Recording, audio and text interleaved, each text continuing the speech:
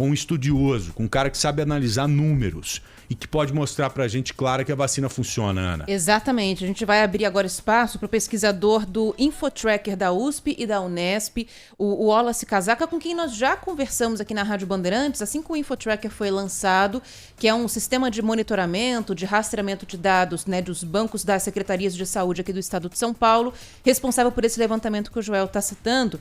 Obrigada por nos atender aqui na Rádio Bandeirantes. Wallace, boa tarde para o senhor. Oi, Wallace, bem-vindo.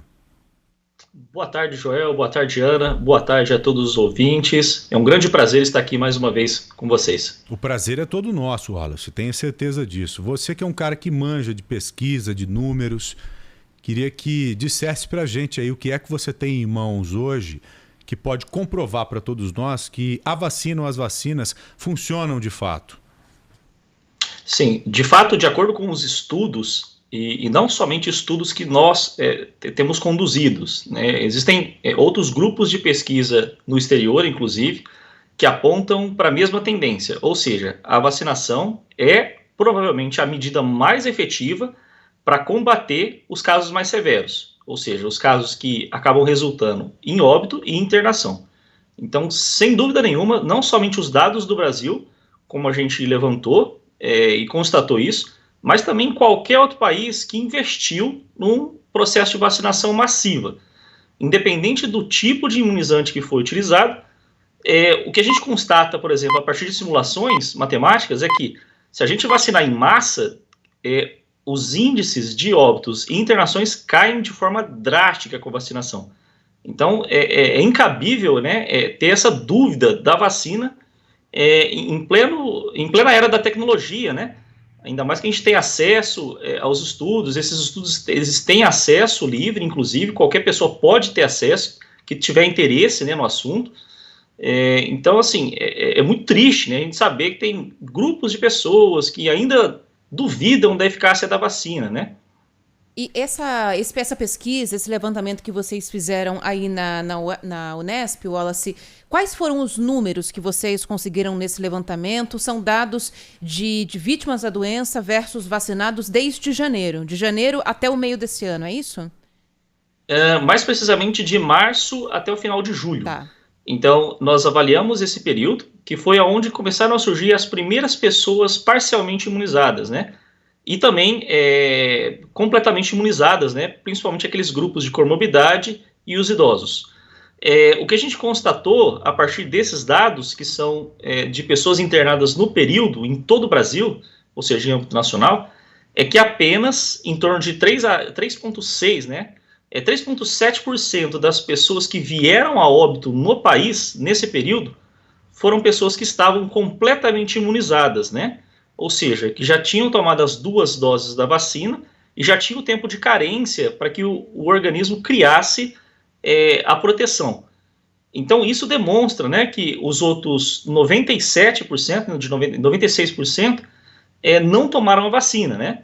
E por várias razões, né? Porque a gente demorou para comprar as vacinas, né? Ou talvez não tenha chegado no grupo ainda daquelas pessoas, etc.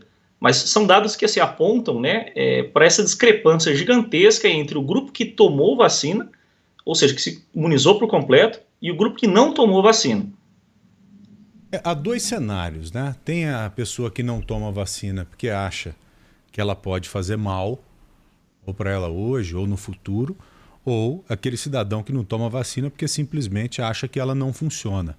E tem esses 2 comportamentos, eu tenho percebido isso. E aquele que toma a primeira dose acha que já é o suficiente também, né, Joel? Exatamente. Há alguma chance desses números que você trouxe para a gente agora terem sofrido algum tipo de influência de algo alheio à vacina? Ou seja, esses números terem modificado nesse período por algum fator que não seja a vacina? É muito difícil, né? Porque como medida de contenção, né, e principalmente medida para tentar diminuir internações e óbitos, que são os casos mais severos, pelo menos o que se observa no mundo inteiro, né, isso também não é um fenômeno que a gente compreende também dentro do Brasil, mas também fora dele, né?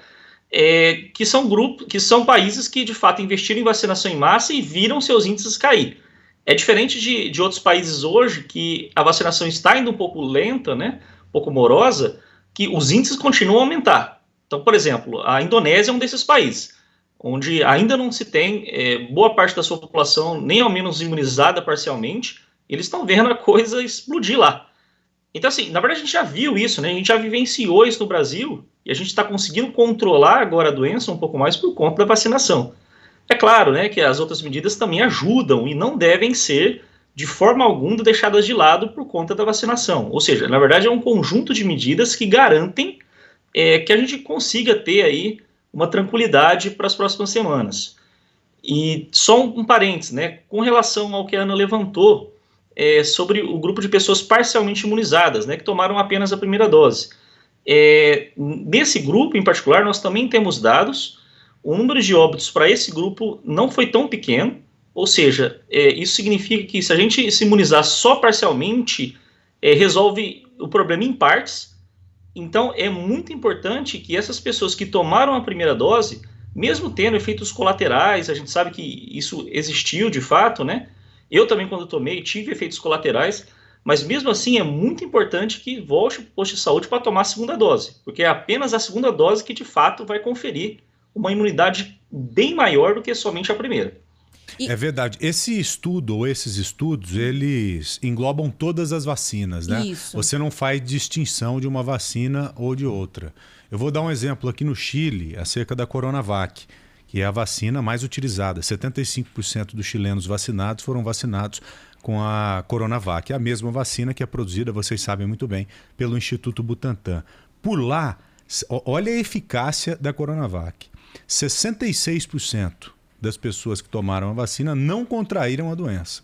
Agora, para prevenção, para evitar, por exemplo, internação, para que você não vá para UTI, por exemplo, o número beirou 90%. 87% das pessoas que tomaram a vacina não foram para UTI, né? Para evitar mortes, a Coronavac agiu em 90% lá no Chile. É muita coisa, né? Então é uma vacina também importantíssima. Ela é motivo de discussão aqui no Brasil por vários motivos, mas é importante você usar exemplos também de outros países para que você tenha aí em mente que toda vacina que é autorizada pela Anvisa, ela é boa, ela funciona e é segura. Coronavac é boa, a AstraZeneca é boa, a Pfizer é boa, a Janssen é boa, todas as vacinas são importantes. Ana. E aí, só complementando isso que você comentou, Joel, todas as vacinas são boas e mesmo pesquisas que a gente mostra que tem já algum dado parcial de primeira dose, a gente falou sobre isso em relação ao Botucatu, por exemplo, lembra? Que as internações caíram 85%, a gente tem aí ainda 15% de pessoas indo para hospitais.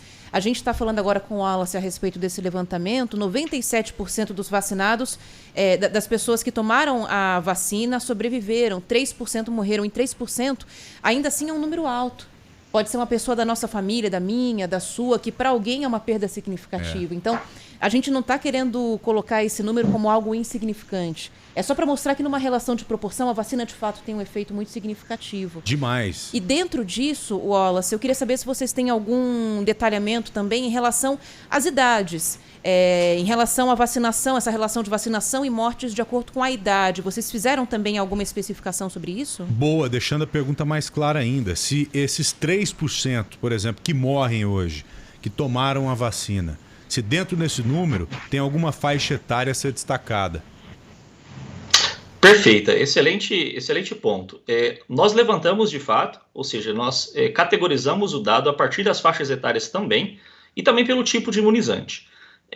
Com relação às faixas etárias, embora, como vocês ressaltaram, né, 3%, comparado com o todo, ou seja, tem 97% contra 3%, né, e percentualmente falando é um número pequeno, mas quando a gente abre esse número para o valor absoluto, ele se torna um número grande, né, porque infelizmente alguém da família, um conhecido, né, um colega, pode estar nesses 3%, né. Então a vacina ela não é perfeita, mas ela beira a perfeição, né. Ou seja, ela é muito próxima, né, de atingir, de fato, índices aí extraordinários, como vocês mencionaram, né, no caso da Coronavac no Chile, e das vacinas que foram aprovadas aqui na Anvisa, no Brasil. E quando a gente olha para as faixas etárias, esses 3%, boa parte dessas pessoas acabam ficando confinadas nos grupos mais idosos, ou seja, naqueles grupos que estão próxima ao topo da pirâmide, que são as pessoas que têm acima de 70 anos ou mais. Nesse grupo, a gente já tem um percentual um pouco maior, então apenas considerando o grupo, a gente tem em torno... É claro que depende do período que a gente considera para calcular o percentual, mas nesse período em particular, a gente tem em torno de 10%, né, dos óbitos ocorrendo nesse grupo de faixa etária. Então, o debate ele é amplo, ele é autêntico, e principalmente ele também abre possibilidades para grupos específicos. Desculpe interrompê-lo, só para eu entender. A cada 100 mortes, 3 são de pessoas que tomaram vacina, né? Você falou um número aí de 10%, número relacionado a 10%.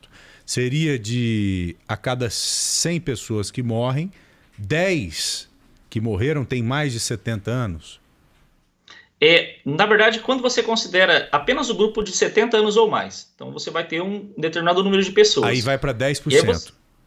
Exatamente. Tá. Então, confinado apenas nesse grupo, aí 10% das pessoas que vieram a óbito já estavam completamente imunizadas, né? E as outras 90% não. Então, isso também é importante ressaltar, né?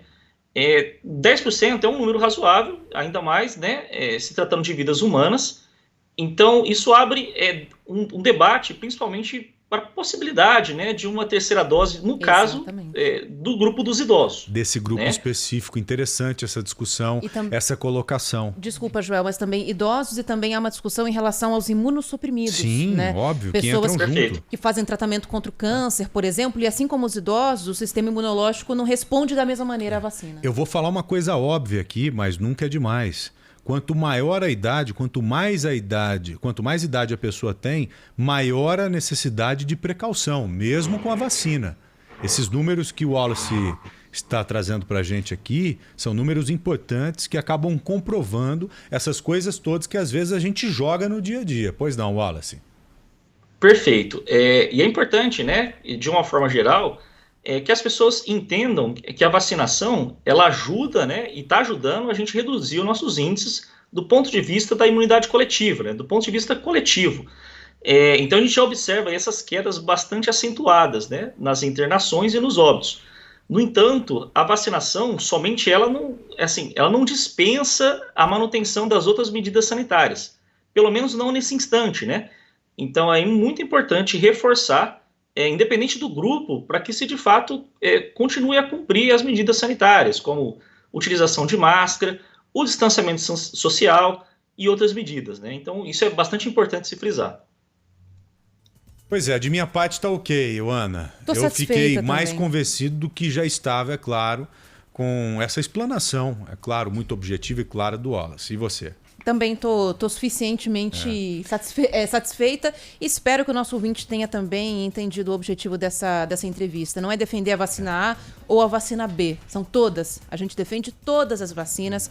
É importante que a gente amplie cada vez mais a imunização da população, porque só assim, Joel, que a gente vai sair desse buraco, né? Não vai ter jeito. Se o Bora Brasil, através das colocações do Wallace, tiver convencido um ouvinte, eu já estou satisfeito, para te falar a verdade. Tomara. Um ouvinte reticente até então à vacina. Ô Wallace, muito obrigado, viu? Quero agradecê-lo imensamente mais uma vez por participar conosco aqui. O Wallace Casaca, ele que é pesquisador da USP e da Unesp. Só Exatamente, isso. Responsável pelo InfoTracker, que rastreia números sobre a pandemia em bancos de dados do Ministério da Saúde e das secretarias de saúde também do país. Grande abraço, viu, Wallace? Bom trabalho, Wallace. Obrigado. Grande abraço. Agradeço também pela participação, né? E lembrem-se, as pessoas, né? Voltem para tomar a segunda dose. Ela é muito importante e ela tem um papel bastante efetivo no combate, principalmente na redução dos óbitos e das internações, né? E a confiança na ciência, né? Talvez o nosso principal ponto aí de confiança hoje é a ciência, é a metodologia científica, são os dados.